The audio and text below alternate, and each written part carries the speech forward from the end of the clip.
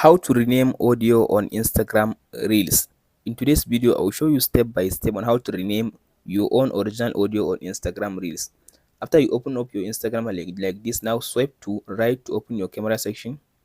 So after you open your camera section, all you have to do now, go ahead and tap on this reel section, select the reel. After you select this reel, all you have to do now, you can go ahead and record your own video. So I will now go ahead and record my watch. So as you can see now, I record this watch. I'll tap on this next button. So after you tap on this next button, as you can see, all you have to do now, tap on this next again.